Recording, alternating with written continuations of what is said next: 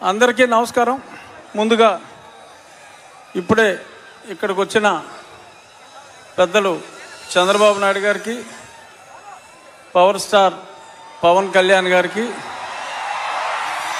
తెలుగుదేశం రాష్ట్ర అధ్యక్షులు అచ్చెన్నాయుడు గారు, నా ప్రియ మిత్రులు నందమూరి బాలకృష్ణ గారికి, ఇంకా నాదెండ్ల మనోహర్ గారు, ఇంకా వేదికను అలంకరించిన ఎందరో మిత్రులు, స్నేహితులు, సన్నిహితులు అందరికీ కూడా నా హృదయపూర్వక నమస్కారాలు. అందరికన్నా ముఖ్యంగా ఈ సభకు ఇక్కడ విచ్చేసిన తెలుగుదేశం పార్టీ కార్యకర్తలు, జనసేన పార్టీ కార్యకర్తలకి నా శుభాభినందనలు. చాలామందికి డౌటు, అసలు వీడు ఎందుకు వచ్చాడు ఇక్కడికి? తెలుగుదేశంలో లేడు, జనసేనలో లేడు, ఇంకా ఏ పార్టీలో చేరలా. మొన్నే దరిద్ర పార్టీని వదిలేశాడు. ఇక్కడికి ఎందుకు వచ్చాడు అంటే, నేను ఇంకా ఏ పార్టీలో ఇంకా చేరనప్పటికీ ఇక్కడ జరుగుతున్నది ఒక సైకాసురుణ్ణి దింపటం కోసం, ప్రజాస్వామ్యాన్ని పరిరక్షించడం కోసం ఇద్దరు గొప్ప నాయకులు తమ ఇగోలన్నీ పక్కన పెట్టి ఒక స్టేజ్ మీదకి వచ్చి ఆ దుర్మార్గుణ్ణి అంతం చేయడానికి, ప్రజాస్వామ్యాన్ని రక్షించడానికి వచ్చారు.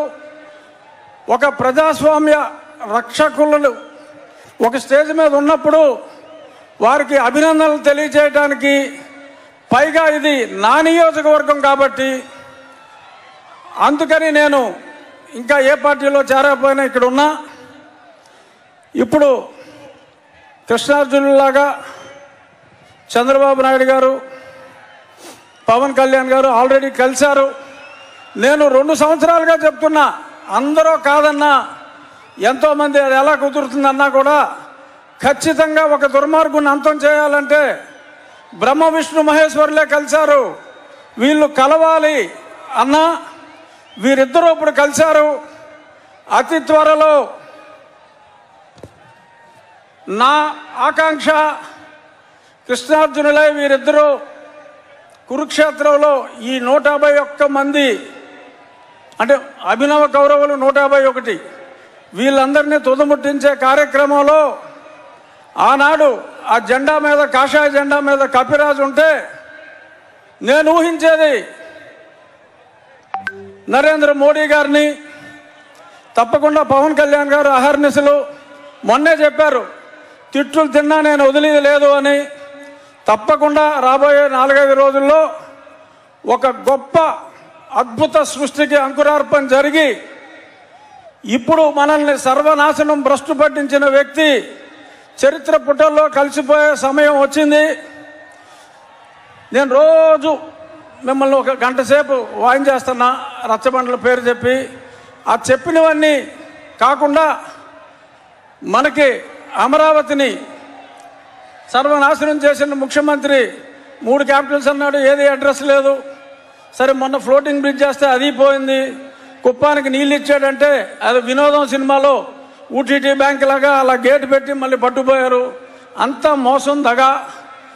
రాజధాని లేని ఈ రాష్ట్రానికి ఈ ముఖ్యమంత్రి తీసుకొచ్చిన ఒక ఘనత ఏంటంటే, ఆంధ్రప్రదేశ్ని ఒక క్యాపిటల్ చేశాడు. దేనికిరా అంటే డ్రగ్ క్యాపిటల్ ఆఫ్ ఇండియా చేశాడు. ఎక్కడ ట్రక్ దొరికినా అది ఆంధ్రప్రదేశ్ నుంచే బయలుదేరుతుంది. డ్రగ్స్ దొరికితే మరి ఇక్కడ కాకినాడ పోర్టుకు వచ్చి ఎవరో ఆషికి ట్రేడింగ్ అని దానికి ట్రేసెస్ అన్నీ కూడా మనం చూసాం. డ్రగ్ ఆంధ్రప్రదేశ్ని రాజధానిగా చేశారు తప్ప ఈయన చేసిన అభివృద్ధి ఏమాత్రం లేదు. మహిళలు తాలిబొట్లు తెగిపోతున్నాయి, పటాపటా పటాపటా. ఆ చెత్త మందు తాగి 60 రూపాయల మందు 200 రూపాయలు ఇచ్చినట్టే ఇచ్చి మీ జేబులు గుల్ల చేస్తున్నాడు. చెప్పుకుంటే శతకోటి. అది ఎలాగో పెద్దలు చంద్రబాబు నాయుడు గారు, పవన్ కళ్యాణ్ గారు ఆ దూషణ భూషణలన్నీ వారికే వదిలేస్తున్నా. నా రిక్వెస్ట్ ఒకటే, భేషజాలని వారిద్దరూ ఎలా అయితే భేషజాలు పక్కన పెట్టి అన్నదమ్ముల్లా కలిసిపోయారో, ఇక్కడున్న తెలుగుదేశం జనసేన నాయకులు కార్యకర్తలు అందరూ కూడా చిన్న చిన్న డిఫరెన్సెస్ ఉంటాయి, కానీ మనం సర్దుకుపోవాలి.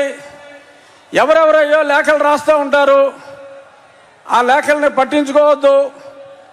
వారిద్దరూ ఎంత అన్యోన్యంగా ఉన్నారో మనం అందరం కూడా, నేను తొందరలో మీ దగ్గరికి వచ్చేస్తా.